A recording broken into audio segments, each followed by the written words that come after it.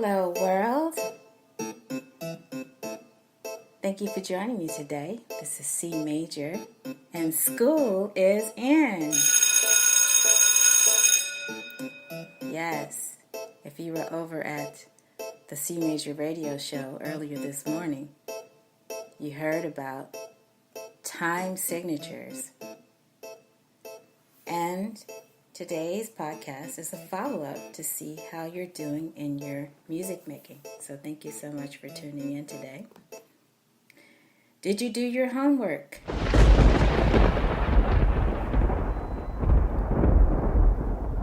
really hope you did. And I'm starting to hear from some of my students already about how they're doing with their music making.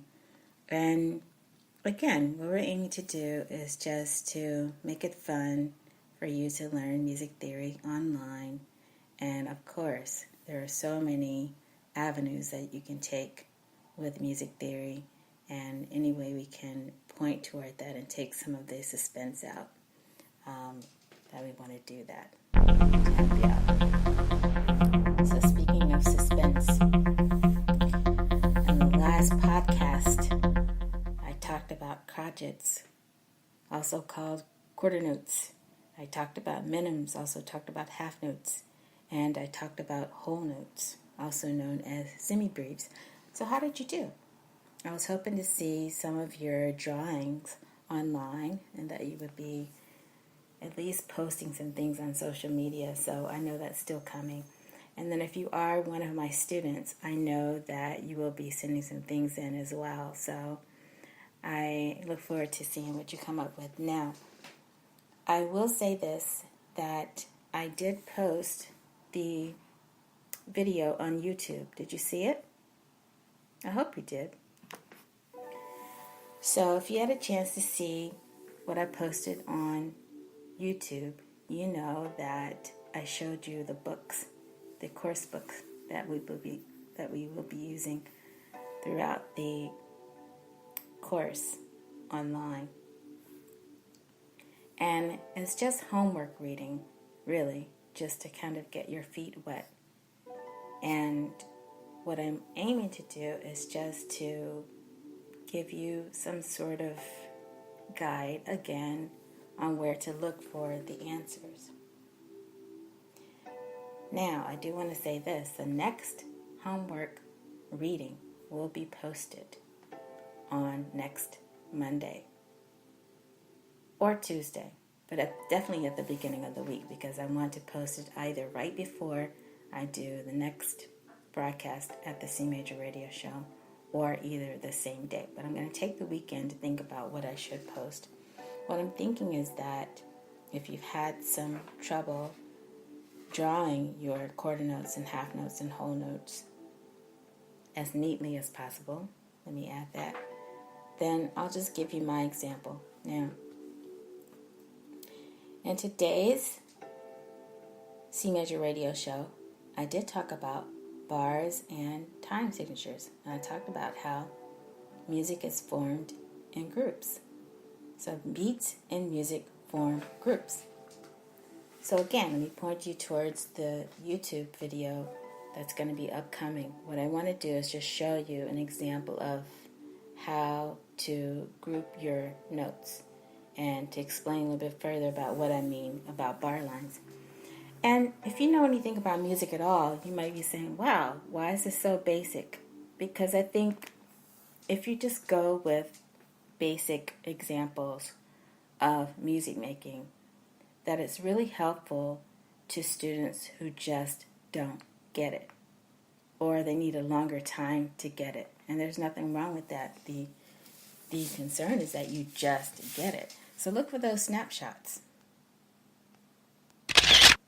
That's right. I will be taking pictures of my work, and I hope to post it online or show it online. Okay, so look for that. Okay, so there's nothing that should be mysterious about music making. Nothing. Yes, music making should be fun. And so now what I want to do is again, I just want to go back to yesterday's reading and hope that you understood what I was talking about when I said crotchets or quarter notes. So a lot of my students didn't know that either. They didn't know that another name for quarter notes would be crotchets. So let me just break it down even further, and let me just spell that for you. Crotchets is spelled CROTCHETS.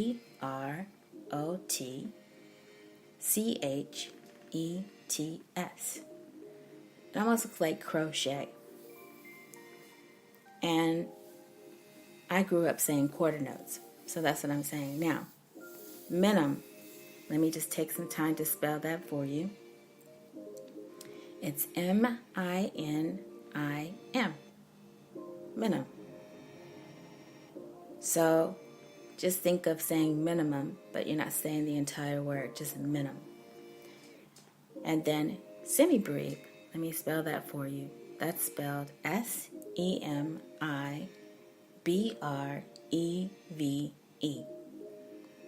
And that's the other word for whole note. And I wanted to say also that I have been saying semi-brave. I just like saying semi-brave. But it's semi-breve. I believe that's the accepted pronunciation. So just know that crotchets are equal to quarter notes. Minims are equal to half notes. And then semi-breves are equal to whole notes. And so if you missed what was said in the broadcast the other day about semi-breve, I just want to follow up and say a semi-breve lasts as long as 2 minims or 4 crotchets. Or we can say that a semi-breve has the same time value as 2 minims or 4 crotchets. Therefore, a minim has the same time value as 2 crotchets, but only half the time value of a semi-breve.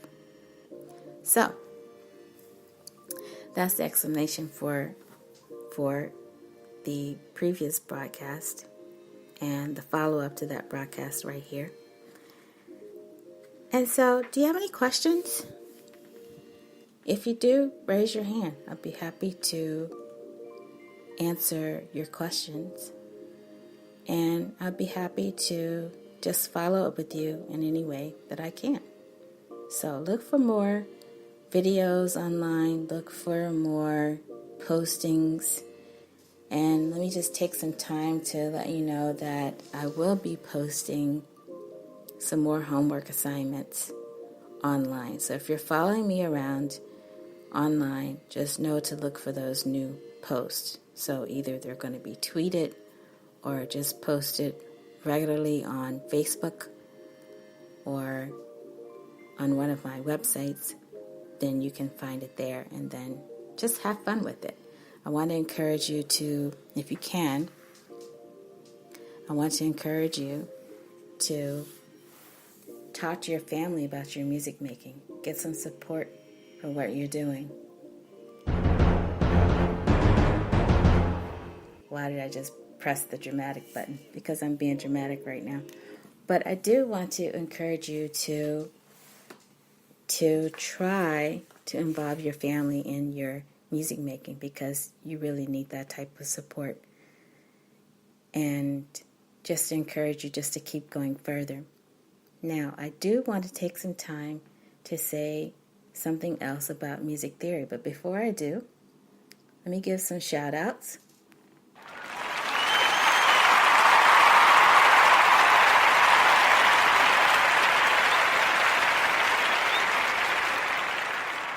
And let's just give a big round of applause to all of my students that I've taught so far this week, and just to say that you're doing great in your music making. If I had to start at the top of the heap and just talk about some of the things that my students are doing, you would just be super amazed at the progress that they are making. So I really applaud you. So at the top of the heap, I have a student that has just come back into music making. She's an adult student, and she was really a little afraid about coming back into music making, because I don't think the experience was the best experience when she was a young child. And so to see her very enthusiastic and to declare that she's happy with her music making was really just astounding. She actually used the word happy. And the piece that she's working on is a very standard piece. It's an advanced beginner piece, but it's a minuet by Mozart. So let me spell minuet for you, because if you've seen minuet spelled M-I-N-U-E-T, then you can also see it spelled M-E-N-U-E-T-T.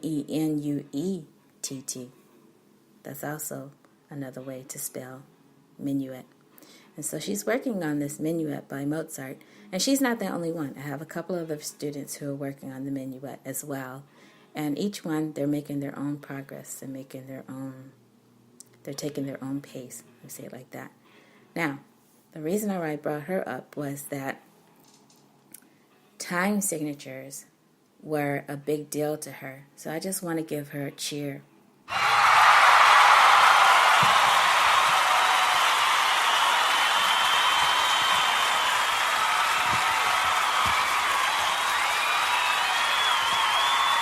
So if you're listening to the podcast and you know who you are, that's a cheer for you, just for hanging in there, learning about time signatures, and learning to count out loud while you play. That's a big deal. Some of my students just don't like to count while they play the piano.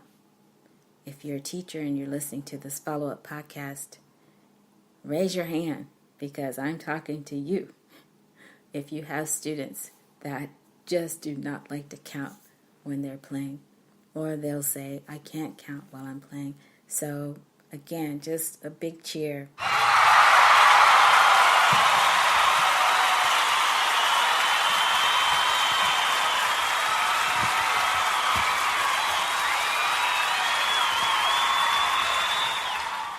That's great. And music making is supposed to be fun, right?